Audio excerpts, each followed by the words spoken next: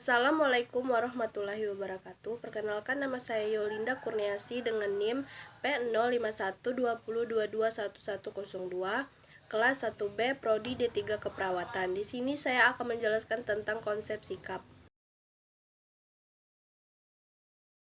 Karakteristik, faktor pembentukan, fungsi, teori pembentukan dan perubahan. Definisi sikap yaitu ada 1. Berorientasi pada respon, 2. Berorientasi pada kesiapan respon, 3. Berorientasi pada skema triodik. 1. Yaitu definisi yang berorientasi pada respon. 1. Toko Louis Thurston, Rachel Licker, Charles Osgood. 2. Sikap adalah suatu bentuk atau reaksi perasaan. 3. Yaitu perasaan pendukung, favorable, maupun perasaan tidak mendukung, unfavorable, terhadap suatu objek, Berkowitz. 2. Yaitu definisi yang berorientasi pada kesiapan respon, yaitu 1. Toko Chep, Bagordus, Laverre, Met, and Alipor. 2. Sikap merupakan kesiapan untuk bereaksi terhadap suatu objek dengan cara-cara tertentu. 3. Kecenderungannya potensial untuk bereaksi dengan cara tertentu jika individu dihadapkan pada suatu stimulus yang menghendaki adanya respon. 4. Yaitu suatu pola perilaku, tendensi atau kesiapan antisipatif, predisposisi untuk menyesuaikan diri dalam situasi sosial atau respon terhadap stimulus sosial yang telah terkondisikan atau behavioral. 3. Yaitu definisi yang berorientasi pada skema triadik. 1. Sikap merupakan konstelasi komponen kognitif, efektif, konatif yang saling berinteraksi dalam memahami, merasakan, dan berperilaku terhadap suatu objek. 2. Keteraturan terhadap di dalam hal pemikiran, perasaan, dan predisposisi tindakan seseorang terhadap suatu aspek di lingkungan sekitarnya atau Sekor and Baskem. Komponen atau struktur sikap yaitu 3. Komponen sikap yaitu ada kognisi, merupakan kepercayaan, keyakinan, ide, konsep, persepsi, strategi, pandangan, opini, pengetahuan atau informasi tentang suatu objek. 2. Yaitu afeksi, berupa emosi, perasaan, nilai-nilai tentang suatu objek. 3. Yaitu konasi, merupakan kecenderungan bertingkah laku atau bertindak terhadap suatu objek. Di sini ada model trikomponen, yaitu ada cognition, perilaku, cognition, pengetahuan, dan affect, perasaan. Karakteristik sikap yaitu ada 1. Sikap disimpulkan dari cara-cara individu bertingkah laku. 2. Yaitu sikap ditunjukkan mengarah kepada objek psikologis. 3. Yaitu sikap merupakan suatu yang dipelajari. 4. Yaitu sikap mempengaruhi perilaku.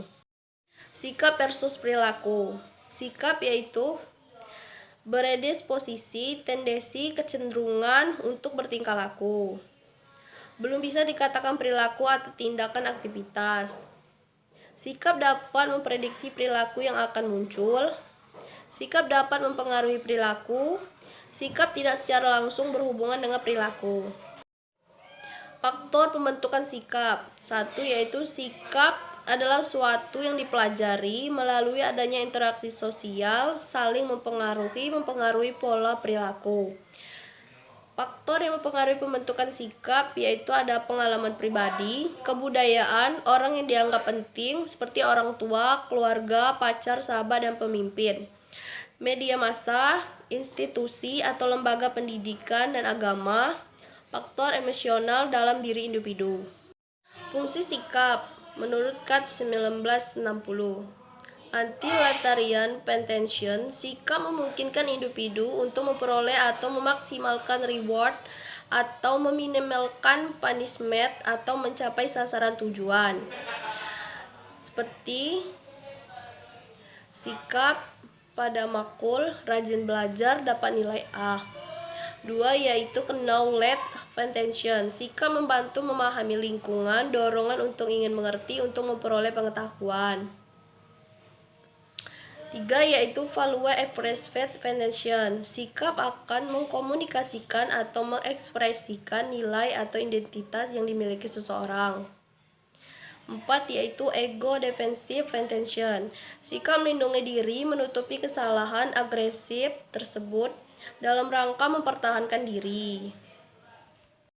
Teori-teori pembentukan dan perubahan sikap yaitu ada teori keseimbangan, teori konsistensi kognitif dan efektif, teori ketidaksesuaian, dan teori atribusi.